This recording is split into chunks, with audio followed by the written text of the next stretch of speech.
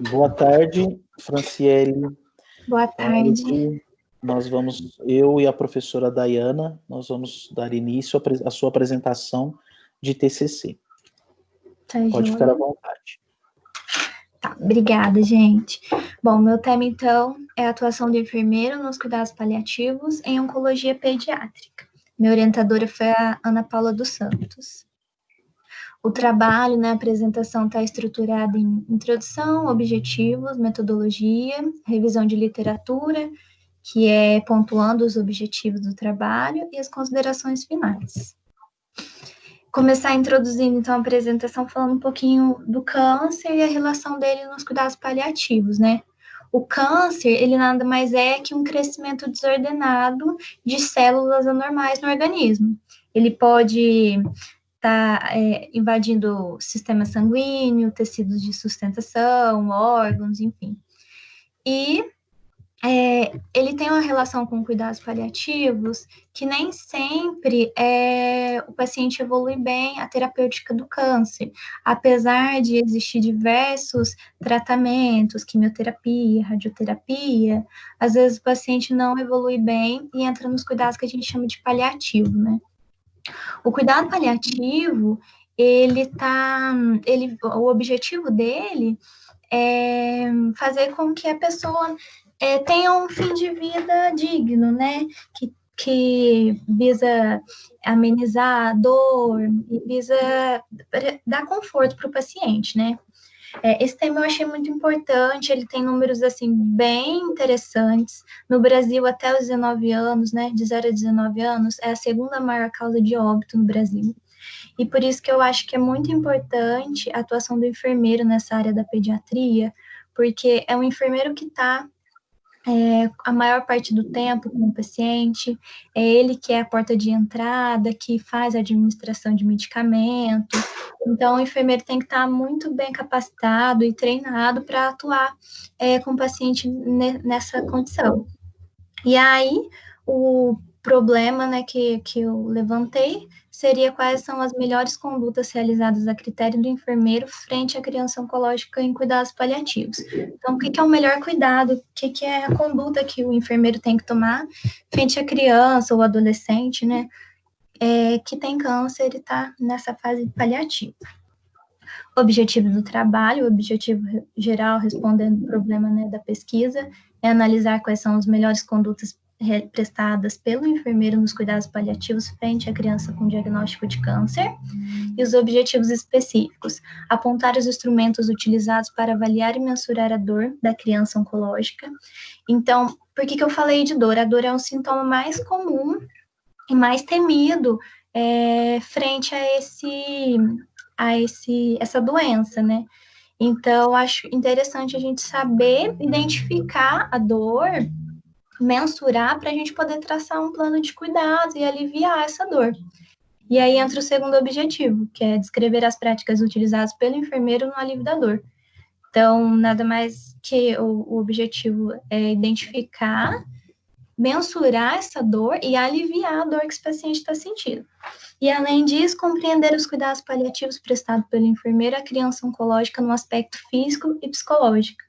Porque o enfermeiro, ele tem que ter uma visão ampla, ele não pode ficar só fechado à administração de medicação, ao cuidado de uma ferida oncológica, vai muito mais além disso, o cuidado da enfermagem, né? E ele tem que atuar, sim, no aspecto físico, mas também no aspecto psicológico, né? A metodologia é uma pesquisa bibliográfica, as bases de dados que eu utilizei foi Cielo e Lilacs, utilizei artigos, livros e revistas científicas, recorte temporal dos últimos 10 anos, né, de 2010 até esse ano, e as palavras-chave, cuidados paliativos, enfermagem, oncologia, pediatria e dor oncológica. Aí eu começo a revisão de literatura, falando um pouquinho mais do câncer, né, já conceituei ele, falei um pouquinho de cuidados paliativos, e o câncer, ele costuma ser mais agressivo em pediatria. Tem característica de rápido crescimento e avanço devido ao período de latência que é menor em relação ao adulto. Porque a criança, ela está em desenvolvimento, e o período de latência nada mais é que o tempo de progressão da doença, né, o tempo que a doença está se desenvolvendo. E por a criança, né, é a pediatria, enfim, que é até os 19 anos, tá em crescimento, tá em aumento dos hormônios, enfim, o crescimento das células acaba sendo maior, a proliferação é maior. Algumas crianças podem não evoluir bem a terapêutica e se enquadrar nos cuidados paliativos. Nesse caso, em pediatria, ele, além de ser mais agressivo, ele tem grandes taxas de metástase, né? Que é quando, por exemplo, estou com câncer de intestino, aí dá um câncer de mama também, por exemplo. A incidência de metástase é maior justamente por isso, por ele ser mais agressivo na pediatria. A assistência a esse indivíduo deve ser prestada desde o diagnóstico e desenvolver de forma conjunta com o tratamento até o desfecho da doença.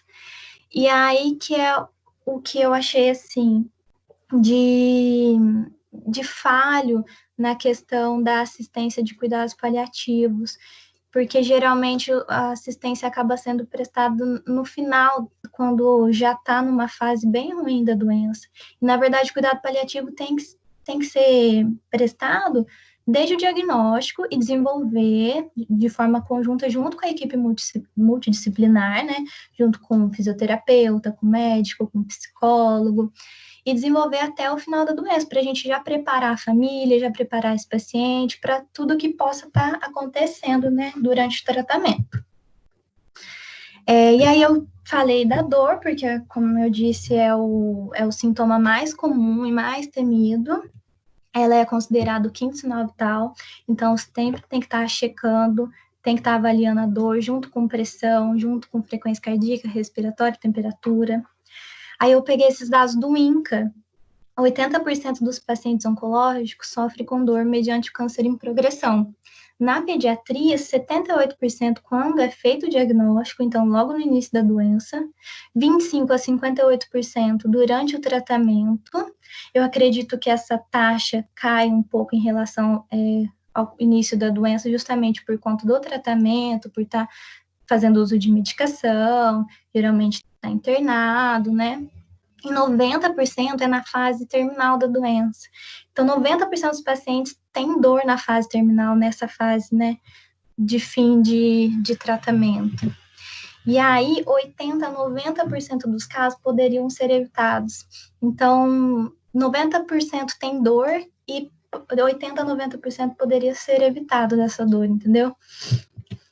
Então, a gente entra na questão de como avaliar a dor, então, para que isso não aconteça. E a gente usa as escalas para avaliação de dor. A gente tem a escala de NIPS, que é uma escala para recém-nascidos, né? A pontuação dela varia de 0 a 7 pontos, e a gente considera dor acima de 3 pontos. Essa escala a gente vai avaliar a expressão facial, choro, respiração, vai ver braço, a perninha, se está flexionar, se está muito estendido, sabe? O estado de consciência do nenenzinho. E esse vai até 28 dias de vida, né? Ou em caso de crianças em UTI também é utilizado. A escala de Flack vai avaliar a expressão facial, vai avaliar as perninhas, atividade, choro e consolabilidade. Varia de 0 a 10 pontos, é utilizado dos 29 dias até os 6 anos de idade, é utilizado para crianças que não verbalizam ainda, varia de 0 a 10, e aí a gente divide entre leve, moderada e intensa. De 1 a 3 é dor leve, 4 a 6 moderada, 7 a 10 intensa. E a escala de Wong-Becker, que é conhecida como a de expressão facial, essa é a partir dos 7 anos até os 19 anos, é a mais utilizada. Ela é uma carinha, né? E, na verdade, são 6 faces, e ela varia da face com dor até a face que está feliz sem dor, né? Essa é muito utilizada em pediatria, que aí, às vezes varia muito de instituição, né? Mas tem instituição que coloca turma da Mônica, coloca uns bichinhos, assim, para interagir e tirar um pouco o foco da criança, sabe? Mas, assim, essas 3 escalas foram as que eu obtive através dos artigos, né? Mas varia muito de instituição. Mas as mais comuns, mais utilizadas, são essas 3. A interpretação da experiência tem grande influência no plano de cuidados que é imposto ao paciente. que quer dizer que é muito importante a gente avaliar e aplicar a escala corretamente para a gente poder traçar um plano de cuidados que seja efetivo, né? A dor não está associada somente à quantidade de tecido lesado pelo câncer, mas sua severidade pode se relacionar a diversos fatores, como depressão, raiva, medo, ansiedade e outros componentes físicos e psíquicos. E quer dizer que a dor não é propriamente a dor causada pelo tumor, e só isso. Por exemplo, estou com câncer de mama, não é só o câncer, só na mama que eu vou ter dor. Ela envolve e engloba diferentes aspectos. Tem a dor da punção para coleta de um exame, tem a dor da quimioterapia, por exemplo, tem as questões emocionais, a depressão, medo, a ansiedade, que vai desencadeando outros fatores e outros problemas que vão ocasionando dor. Mas a gente não pode ficar só focado na dor propriamente dita do tumor. Ela engloba mais diversos fatores. E aí, duas coisas importantes para a gente avaliar a dor é o reconhecimento precoce da dor e a valorização da queixa dolorosa. Às vezes é criança, aí o enfermeiro fala, mas criança chora mesmo. Ou então a mãe sempre está muito preocupada, está falando que está com dor, mas às vezes não está. Então, é muito importante o enfermeiro valorizar a queixa, tanto da criança quanto da acompanhante, fazer os testes, utilizar as escalas para ver se realmente está com dor, qual que é a intensidade dessa dor, se é uma dor leve, se é uma dor moderada. E quanto antes eu fizer isso, maior será a minha eficácia no tratamento dela, né? Aí a gente entra nos métodos para alívio da dor, que tem os farmacológicos e não farmacológicos. Farmacológico tem os anti-inflamatórios não esteroidais, corticoides, analgésicos, opioides, anticonvulsivantes, antidepressivos e a sedação. A sedação é mais no caso de iminência de morte mesmo. Às vezes, por exemplo, a criança, o médico falou, olha, talvez não passe dessa noite. Se a criança está com dor, por que não, né? Sedar, o cuidado paliativo é justamente isso, é fazer com que ela tenha um fim de vida digno, tranquilo, né? Sem dor. Agora, o restante vai muito assim da prescrição médica, né? Que quem prescreve é o médico, mas o enfermeiro tem que saber se realmente está condizendo com a clínica do paciente, né? Então tem que avaliar o quadro clínico e a fisiopatologia da dor, por exemplo. Se está com uma dor forte, né? Apliquei lá a escala, deu 8, 10, talvez teria que entrar com um tramadol, uma codeína, se é uma dor leve, um paracetamol, uma dipirona. E aí a gente tem que ver se condiz com a prescrição, a dosagem, né? Quando é criança, às vezes dosagens muito altas não pode, então o enfermeiro tem que ter essa expertise de avaliar. E tem os não farmacológicos, que é a anamnese, exame físico, a bolsa térmica tem um fator muito importante, ela quente, ela aumenta o fluxo sanguíneo, dá o relaxamento muscular. Então, às vezes, por exemplo, na escala de NIPS, utilizou lá, deu 3, às vezes uma simples bolsa térmica já pode resolver a dor dessa criança, né? Tem fatores psicossociais, brincadeiras, acupuntura, musicoterapia. Hoje em dia o pessoal usa muito super-herói que vai nos hospitais, às vezes tem essa parte de cachorro. Então, assim, é tudo que tira o foco, que relaxa a criança. Tem que proporcionar um ambiente mais favorável para ela, porque, querendo ou não, acaba que ficando preso, né, ao hospital, muda toda a rotina, então tem que proporcionar um ambiente favorável para ele. E para isso, a equipe de enfermagem tem que estar muito bem estruturada, a capacitação tem que vir desde a graduação, eu vejo que eu senti muito falta disso, de ter disciplinas mais voltadas mesmo para o cuidado paliativo, então tem que estar preparado.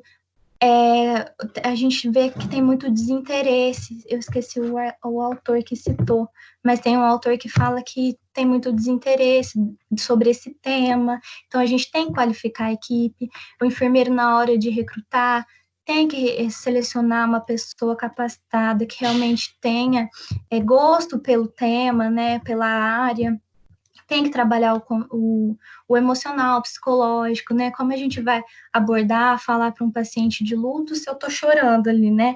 Então, tem que estar com o psicológico bem estruturado, tem que investir em educação continuada, tá sempre atualizando a equipe, sempre capacitando ela. Por quê? As internações são prolongadas e recorrentes, né? Às vezes o paciente fica meses, a gente fala de cuidados paliativos, muita gente pensa, nossa, vai durar um mês. Não, às vezes dura 2 anos, por exemplo. E geralmente é prolongada, às vezes tem alta, volta. Os procedimentos são dolorosos, que nem eu falei, quimioterapia, radioterapia, coleta de material para exame. E a gente tem que incluir a família, sim, no tratamento. Às vezes a gente cuida só da criança, esquece da mãe, a mãe às vezes está ali quase infartando, preocupada, a gente tem que dar atenção para a família, tem que incluir no processo terapêutico, preparar essa família, essa criança para o processo de morte, de luto, né? Isso é como eu falei desde o início. Quanto antes eu estou preparando, quanto antes eu estou incluindo a família e todo mundo nesse processo, melhor vai ser a aceitação, melhor vai ser o entendimento, né, sobre essa questão. Dar apoio emocional, espiritual, respeitar nessa hora a equipe, não só enfermeiro, né, mas toda a equipe multidisciplinar tem que desconstruir um pouco a mente, sabe? Tem que se abrir, dar apoio. Se a pessoa quer que leve um padre, deixa levar, sabe? Claro, dentro das suas limitações, das suas individualidades, mas respeitando. E o que eu falo que é mais importante ainda é a humanização. Eu tenho que ter a capacidade de me colocar no lugar do outro. É claro que sem deixar eu me levar pelas emoções, porque é uma vida, né? É uma criança que está com a vida limitada, mas eu tenho que ter essa parte de humanização e de consolar, de saber conversar com a família, com a criança, entender o que é que elas estão passando. E aí a gente entra nas considerações finais, que são as mudanças ocasionadas pelo câncer, que são várias, são drásticas, elas acontecem desde o diagnóstico, às vezes é uma mãe que sai do serviço para cuidar do filho que está internado, é a criança que não vai mais na escola e não conversa mais com os amiguinhos por conta da internação, né? Então, tem a mudança, por exemplo, cabelo que cai por conta da químio, tem, por exemplo, feridas oncológicas, enfim. Tem diversas mudanças, então a gente tem que saber trabalhar isso. A identificação e o manejo da dor oncológica é primordial para que tenha um fim de vida digno, para que consiga ter conforto no tratamento, para que não fique com dor. Olha, 90% dos casos poderiam ser evitados, né, de 80% a 90%. Então, por que não controlar a dor dessa criança, né? E por isso a importância do enfermeiro, que é o enfermeiro que está ali a maior parte do tempo com o paciente, é ele que tem que capacitar a equipe, tanto os técnicos de enfermagem, quanto os auxiliares, né? É a enfermeira que tem que estar ali, que tem que saber abordar a família, a criança, né? E saber utilizar todas essas escalas e todos os recursos que tem para utilizar no tratamento oncológico. Os objetivos do trabalho foram atendidos, porém sem análise prática, justamente porque a pesquisa bibliográfica ela é mais restrita, então não tem como ir para campo. Eu senti dificuldade nisso, porque eu não consegui aplicar essas escalas na prática, né, para ver se realmente são eficazes. Eu fui com base na literatura. Talvez aí fica aí como, né, dica para próximos trabalhos, né? Pesquisas em campo, para eu realmente aplicar essas escalas, ver qual que é o resultado que a gente tem, ver se realmente, por exemplo, a bolsa térmica funciona, né? E educação continuada, né? Porque, acima de tudo, o enfermeiro, a equipe, toda a equipe multidisciplinar tem que estar dentro do tratamento, tem que estar por dentro das atualizações que existem, e tem que estar sempre buscando melhorias e fazer com que o paciente, né, tenha conforto mesmo e que o cuidado paliativo seja prestado da melhor forma. Aqui são as referências que eu utilizei: Araújo Oliveira, Boteg Fontana, o INCA, que me deu bastante porcentagens, Bussotti, Canai, Fidelis, Monteiro, E é isso, gente. Obrigada pelo tempo de vocês. Não sei se deu meu tempo. Oi, Fran. Oi. Olha só. Muito bom. Parabéns. Obrigada. Seu tema, eu acho que... Vamos começar parabenizando pelo tema. Eu acho que o seu tema é um tema muito bonito, muito relevante. A gente fala da questão de dor, né, e em cuidado paliativo há algum tempo, mas eu acho que a gente ainda tem muito para caminhar dentro desse universo aí, né, do cuidado paliativo. Embora a gente discuta sobre ele, eu sinto também que a gente precisa aprimorar. O seu objetivo geral, você trouxe a questão de buscar melhores condutas. E isso é bem legal, que vai bem de encontro àquilo que a gente fala, né? De trabalhar com prática baseada em evidência. Então, acho que você foi feliz. A sua explanação foi muito boa, eu senti que você está segura em relação ao tema, pelo menos aparentemente, você me passou calma, que você está tranquila. Estou com uma caneta na mão aqui. Mas você passou muita tranquilidade, então isso é bem positivo, porque aí sua explicação ficou clara. Algumas observações muito pequenas, eu acho que nem uma observação, eu deixaria até como uma pergunta para você pensar em um momento posterior, não para você me responder. Pensando em uma publicação, eu acho que talvez você podia realmente afunilar ele na dor, porque eu sinto que é um tema, a dor dentro desse tema, você tem propriedade sobre ela, e realmente, você deixou claro o porquê de falar da dor, né? Porque o maior problema entre tudo que a gente tem é a dor. Mas existem outras questões dentro do cuidado paliativo, não só da dor, né? A gente tem a família aí, tem a própria espiritualidade que você trouxe, tem a questão do conforto, tem a questão das próprias outras alterações fisiológicas que acontecem nesse paciente. Então, eu acho que você, de repente, poderia pensar na atuação do enfermeiro frente à dor, nesses cuidados paliativos, oncológicos da pediatria. Então, assim, isso é só como sugestão, tá? Dentro de um slide, você trouxe a anamnese e exame físico como métodos não farmacológicos. Eu faria uma alteração ali só talvez para o diagnóstico, a atuação após o diagnóstico de enfermagem como medida não farmacológica, porque, na verdade, é depois do nosso diagnóstico que a gente fecha uma medida, né? E não vejo a anamnese, o exame físico como um método, mas sim como nosso grande referencial aí. Certo. Mas, parabéns, eu gostei muito. O que eu queria te perguntar, não sei se você pesquisou sobre isso, mas você chegou a ler alguma coisa a respeito de como que os enfermeiros visualizam o seu papel nessa atuação frente à dor?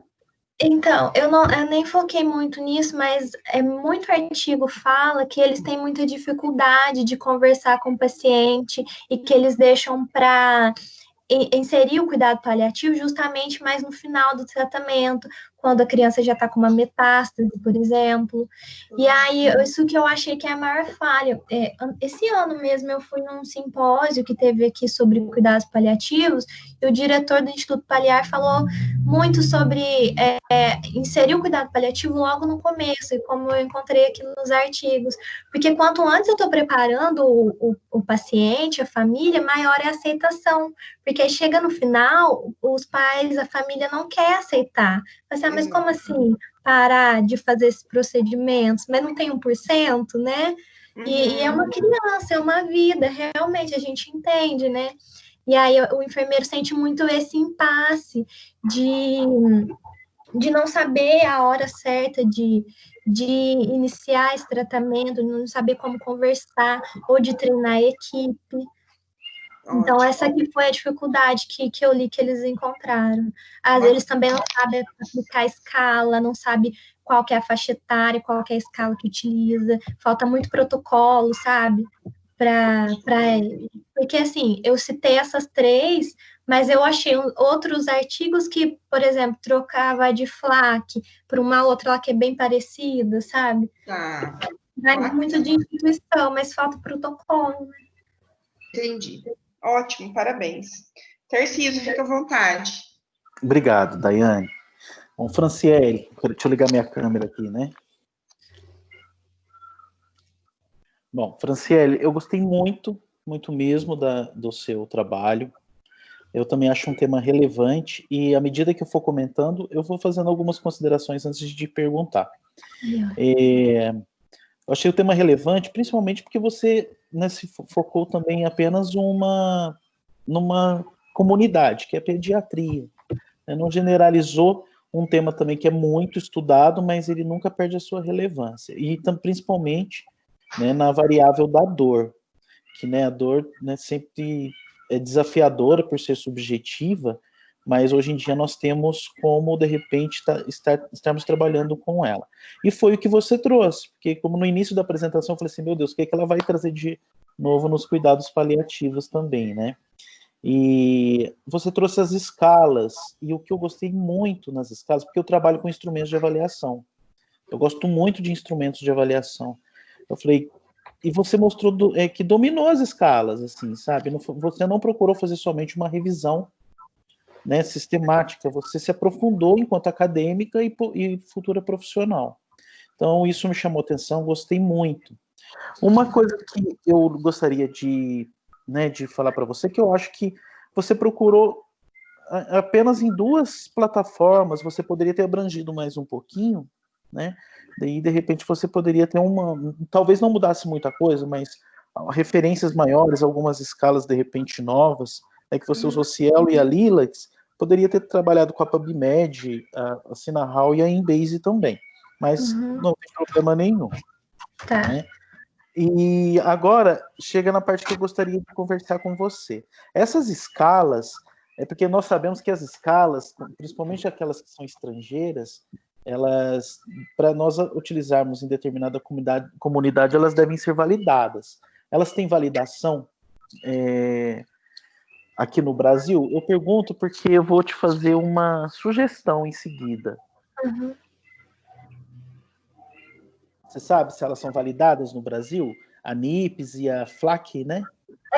Eu procurei, fala que sim, tanto que no artigo que eu achei, eles pediram até para citar, por exemplo, FLAC R, que de referência, né?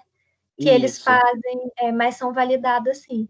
Isso. Eu recomendo também, quando você for citar alguma escala validada, colocar o autor de quem validou. Tá. O nome do autor de quem validou também, tá? Então, por que eu te perguntei isso? Eu achei fascinante, porque embora eu não trabalhe, eu não conheço essas escalas, né, principalmente pediátricas. Eu vou te dar 2 sugestões, né? O teu trabalho é muito legal. Ah, outra coisa, você me convenceu qual é o papel do enfermeiro em frente a esse tema. Então, está de parabéns que você conseguiu trazer isso para a gente. Mostrou domínio. Então, eu gostaria de sugerir 2 coisas. Se você tiver intenção, eu falo isso para todo mundo, mas eu acho interessante. Se você tiver intenção de publicar, amplie a busca, faça uma nova busca, né, com o esqueleto do seu trabalho, que eu acho que é promissor, e vai mais além. Quando você atuar, eu acredito que você vai atuar com oncologia, talvez, né? Então, se você encontrar alguma escala não validada, faça um estudo para validar. Imagina que legal você se tornar referência, né, na atuação da enfermagem perante a dor da população, né, em questão. Então, acho que seria muito legal. Inclusive, se você quiser, eu posso te ajudar com alguma coisa. Tá. Então, fica essa dica. Eu gostei muito do seu trabalho. Está de parabéns, tá bom? Obrigada. Tá, eu vou pedir só uns minutinhos que eu vou conversar com a professora Daiane e nós voltamos. Tá joia.